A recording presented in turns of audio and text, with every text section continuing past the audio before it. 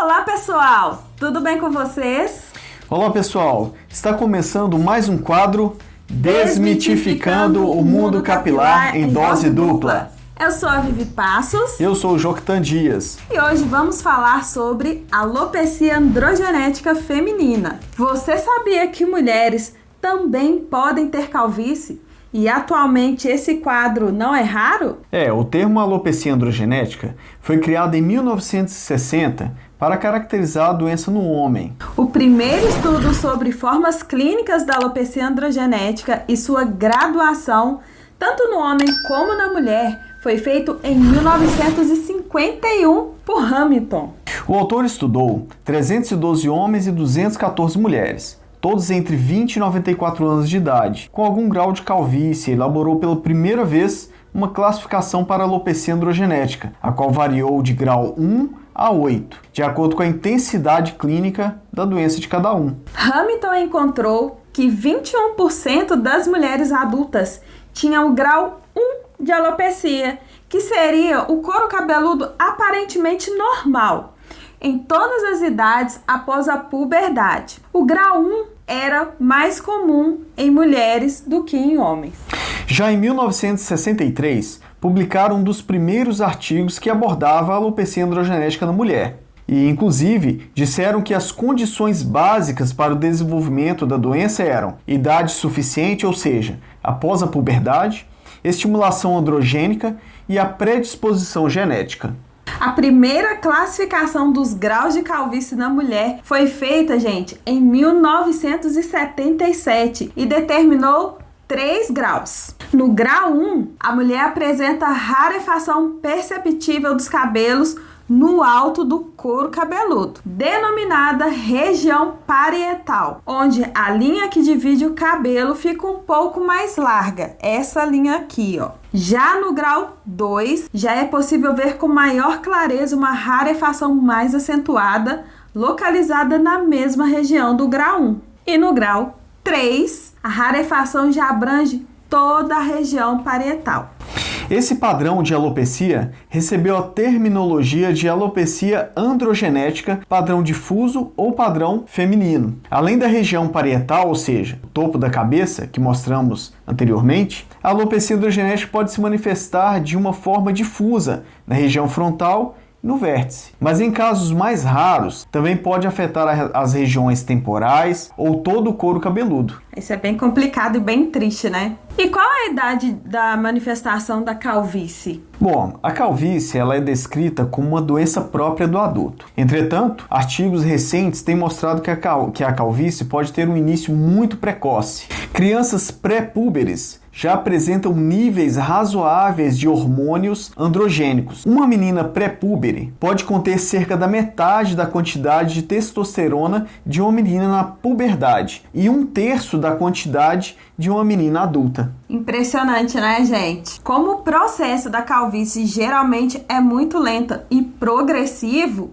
a maioria dos pacientes só percebe a doença em idades mais avançadas. Olhem só essa imagem de uma menina com apenas 10 anos de idade, gente, e já apresentava uma alopecia androgenética de padrão difuso grau 3. E como ocorre esse processo de calvície? Bom, gente, tanto homens quanto as mulheres têm um hormônio chamado testosterona. Os homens possuem em maior quantidade. Quando esse hormônio é convertido em dihidrotestosterona por uma enzima chamada 5-alfa-redutase e a mulher possui grande quantidade de receptores desse hormônio lá nos folículos pilosos, ocorre um processo chamado de miniaturização do folículo piloso. E quando os folículos se miniaturizam, ocorre também o afinamento dos fios. E esse é o primeiro sinal a ser percebido clinicamente, quando examinamos o couro cabeludo de uma paciente.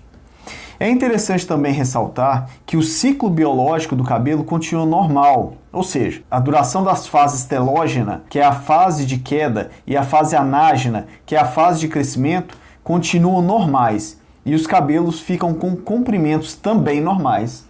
Então é mais difícil da pessoa perceber, né, que está ocorrendo ali um processo de calvície, porque as mulheres continuam com o comprimento normal, o cabelo ele alcança o comprimento normal dele, só que aqui, né, no vértex Exatamente. e na região parietal é que começa a ser aí observado a questão do afinamento dos fios. Isso aí.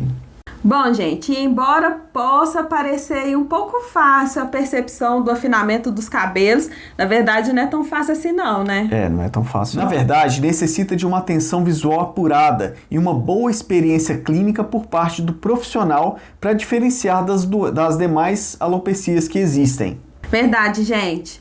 O afinamento, em alguns casos, pode ser muito acentuado, ao passo que em outros casos pode ser um afinamento pouco evidente, só perceptível através do exame de tricoscopia. Agora, gente, olhem só essas imagens. Uma foto macro e uma tirada com tricoscópio. Na foto tirada com tricoscópio, é possível observar a diferença entre os diâmetros dos fios, alguns mais grossos e outros mais finos. Outra característica a ser observada aí é a quantidade de fios que sai da mesma unidade folicular. Nos casos de alopecia androgenética, a gente percebe que esses acabam ficando com apenas um fio, sendo que é natural ter entre 3 a 4 fios saindo da mesma unidade folicular. Ao visualizarmos apenas um fio, demonstra que houve a perda da densidade dos cabelos. Geralmente a mulher percebe a diminuição da densidade na hora de fazer um rabo de cavalo, por exemplo, e percebe que fica bem pouquinho. Pois é, gente, o rabo de cavalo começa a ficar bem murchinho mesmo. Já nessa imagem, trata-se de um quadro de alopecia androgenética de padrão difuso. A gente consegue observar grande quantidade de cabelos muito finos, mas continuam com a duração da fase de crescimento inalterada, ou seja, o cabelo ganha comprimento, porém, como os folículos estão em processo de miniaturização, devido à atuação do hormônio, os fios começam a nascer cada vez mais finos e se quebram com facilidade, podendo chegar ao ponto de não ter força para sair do folículo piloso, aumentando o processo de rarefação e passando a ser possível visualizar o couro cabeludo com facilidade. Doença associada à alopecia androgenética. A presença da dermatite seborreica e oleosidade no couro cabeludo de pacientes com alopecia androgenética é muito frequente. Isso ocorre porque o folículo pilosebáceo é tecido-alvo do metabolismo androgênico, ou seja, tanto as glândulas sebáceas como o folículo piloso estão sob a ação dos mesmos hormônios androgênicos.